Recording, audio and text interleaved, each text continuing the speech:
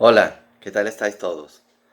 Hechos 19 narra el tercer viaje misionero de Pablo, pero este comienza en el capítulo anterior, en el capítulo 18, donde dice que Pablo salió de Antioquía y volvió por las regiones de Galacia y Frigia, para así consolidar a los hermanos que habían creído en sus anteriores viajes misioneros.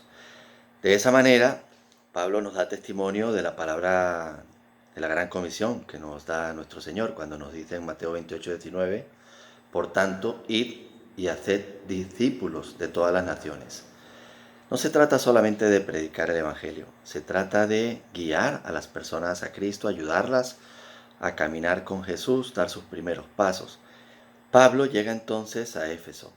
Recordad que cuando Pablo vuelve de su segundo viaje misionero, pasa por Éfeso, allí se quedan Priscila y Aquila. Pues en ese tiempo ellos conocen a un hombre judío griego que se llama Apolos, que predicaba de Dios, y él no conocía todos los detalles de la doctrina de Jesús, solamente predicaba el arrepentimiento de Juan. Sabéis que para ser creyente necesitamos arrepentirnos, es un cambio de dirección, un cambio de pensamiento, querer dejar nuestra antigua forma de vivir y creer en Jesús. Pues digamos que Apolo solo predicaba la mitad, que era el arrepentimiento. Así que cuando llega Pablo, se da cuenta de que algo está mal y les pregunta si han recibido el Espíritu Santo. Y ellos le dicen que no conocen al Espíritu Santo. Así que Pablo termina el trabajo que comenzó Apolos y les enseña de Jesús, del Espíritu Santo, y los bautiza en nombre del Padre, del Hijo y del Espíritu Santo, que es la segunda parte del versículo de Mateo 28:19. Así que en Éfeso, pues Pablo intenta primero predicar en la sinagoga y como no le funciona, se va a un local de un hombre llamado Tirano que enseña, supongo, filosofía en ese local, y allí pues se pone de acuerdo con él, y en otro horario que él no tiene en la escuela enseña la doctrina de Jesús y el Evangelio. Muy parecido a lo que hacemos nosotros. Nosotros estamos en un local que lo utiliza una empresa durante el día, pero nosotros nos hemos puesto de acuerdo con ellos y allí estamos reuniéndonos y allí enseñamos la palabra de Dios.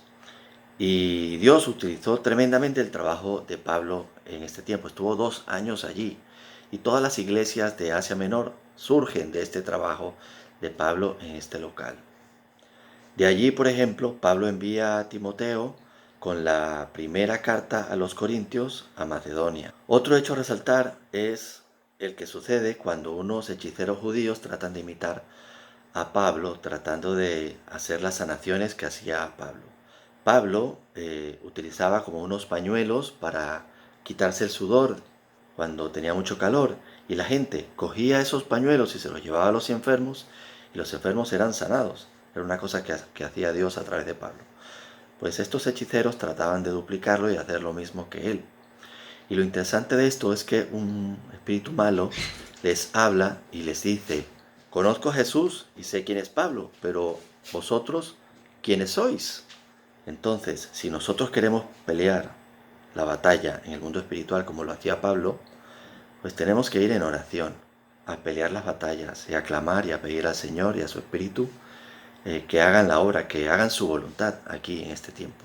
Otro evento importante es que allí había un hombre que se llamaba Demetrio, y junto con él había muchos otros que vendían pequeñas reliquias a los turistas del templo de Diana. Pues ellos tenían un negocio con eso.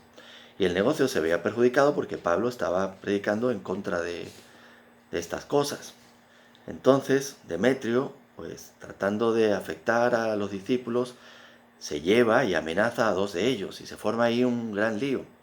Afortunadamente el Señor utiliza al alcalde de Éfeso, que era intermediario entre el concilio municipal, digamos, y las autoridades romanas, y él habla delante de todos y les dice que se dejen de cosas, que si tienen alguna denuncia que hacer, que la hagan como debe ser ante las autoridades y que no sean alborotadores. Evidentemente que Pablo sigue teniendo oposición, y eso es algo que todos, si predicamos el Evangelio, vamos a tener, pero podemos tener la certeza de que el Señor hará lo que sea necesario para que el Evangelio se extienda.